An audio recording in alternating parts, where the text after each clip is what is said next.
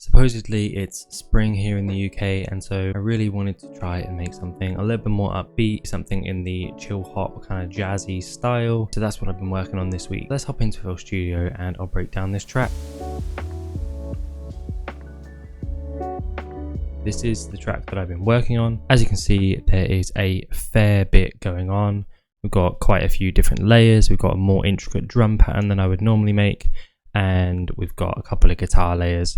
Now to start off here, I wanted to make something a little bit more upbeat than I would normally make. So I upped the tempo to around 80 BPM just to give the piano chord progression a choppy, jazzy feel. And so that's where I started. I came up with this really kind of fun chord progression that I just really loved.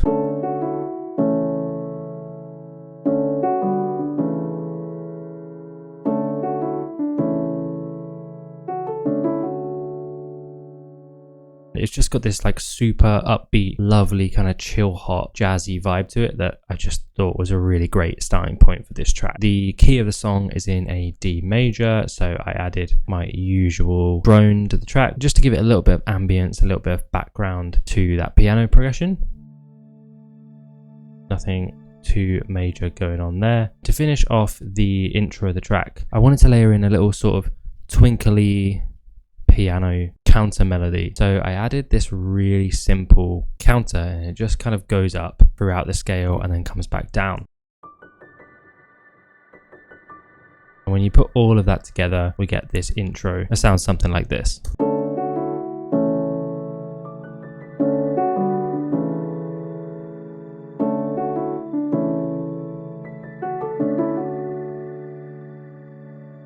Once I had those, I instantly knew that I wanted to work on a drum progression. So if I just skip to this part of the track here, we add in our drums. So we've got a really kind of bouncy, upbeat kick pattern.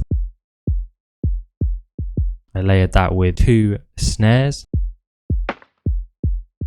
Now, normally I wouldn't use snares that have such a long tail, such a lot of like mid-high range. But for a upbeat chill hop style track, that is exactly what I wanted. I wanted something that sounded a little bit more crispy and a little bit more realistic. So I went with these snares. I layered in some hi-hats from the Hushchild drum pack. Shout out to Hushchild. And then layered in some open hats.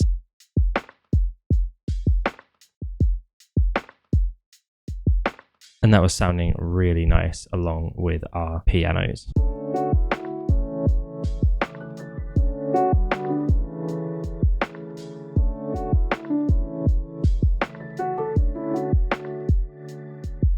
Already we've got like a really nice upbeat vibey track that's coming along. So I then layered my pianos. I added in this whirly piano. I copied the piano progression exactly, pushed it up an octave, and then added a little extra hit of that final chord, so that hits twice.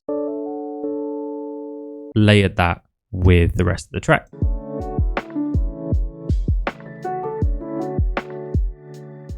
Kind of subtle, but it just adds like this kind of electronic laid back vibe to it. And then the next thing I added, I wanted to build in some more layers, some more ambience, some more kind of background stuff. So it started off with a bass, and the bass in this track is the Labs Opia sub bass. I took the root notes from the chords and then just kind of chopped them up to give more kind of a jazzy finger picking style bass pattern.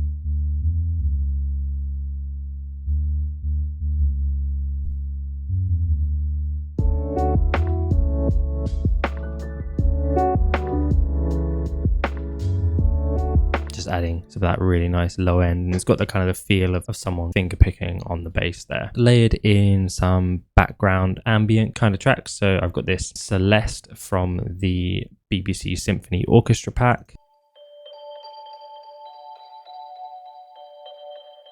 And that just repeats. And I added in this cello to kind of counter the drone, almost give you kind of a second pad sound.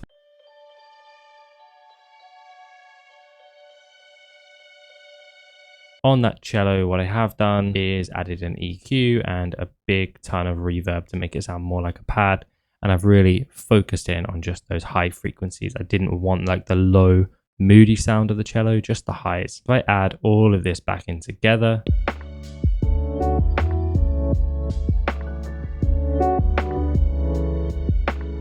So just getting like a really nice full sounding stereo picture from this track. Final piano part is just a simple D major ARP, and that's just playing just to add a little bit of movement, a little bit of bounce to the piano section.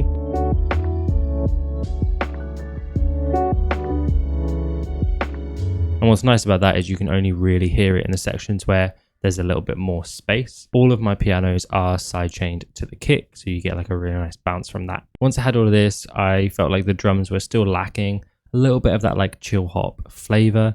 So I added, again from the Hushchild pack, this clav sound, some additional notes to add to the drum pattern.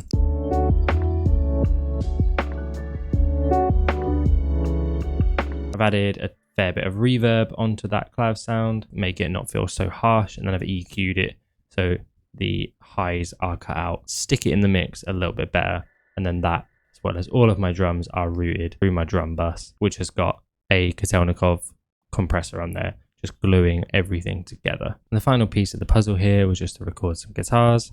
I wanted to do something a little bit different with my guitars, so I added this guitar first.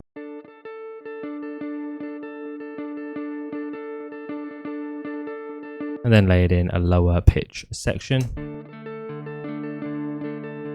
Now on their own, they don't sound too great. In the context of the track, we get this really nice upbeat jazzy feel.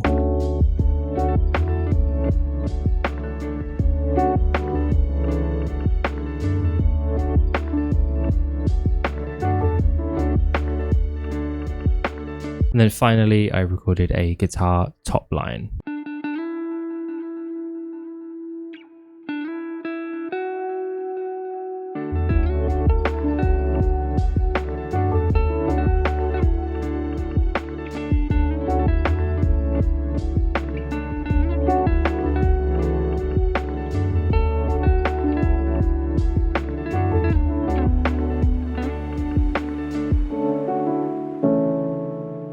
My guitar playing there, got a little bit of work to do on that, but I think it's sounding really lovely. Then broke the track down with a little bridge section, just those 3 pianos there, cut everything else out,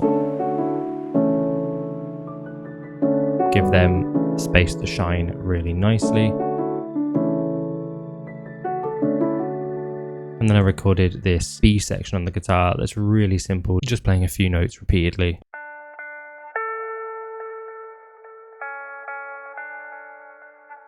I've used the EQ to radio frequency that sound, and then just put a little bit of compression on it and an imager to make it nice and wide in the mix. And then after that, we break it down a little bit further for 1 bar, and then bring everything back in for the main section, the kind of hook of the track once more.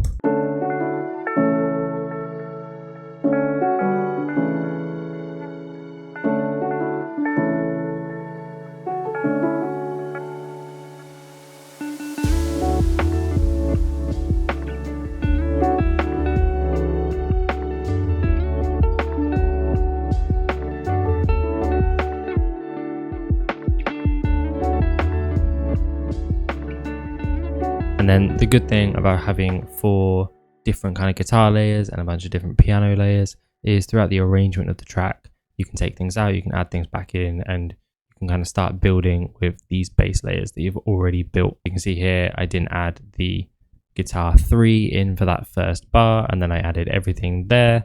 And then for that second outro hook part, I took those 2 guitars out and went back to the bridge guitar.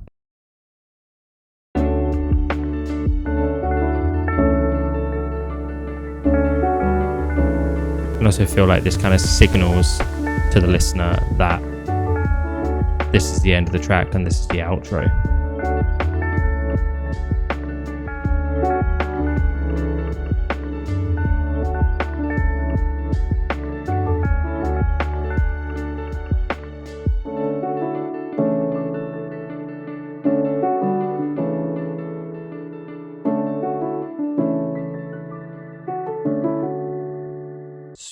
Super nice and lovely. A couple of other things that I've done in the track here is to keep this big section here interesting. I cut out everything except these two guitars for one measure. And then I created this little kind of drum fill here. So instead of the normal drums, you get this kind of, I play that in the context of the song, you get this really interesting dynamic section that we've not heard yet before.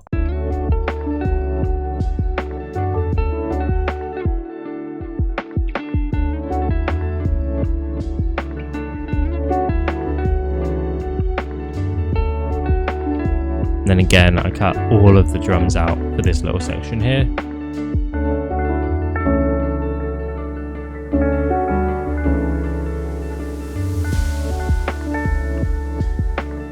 And then just bring them back in.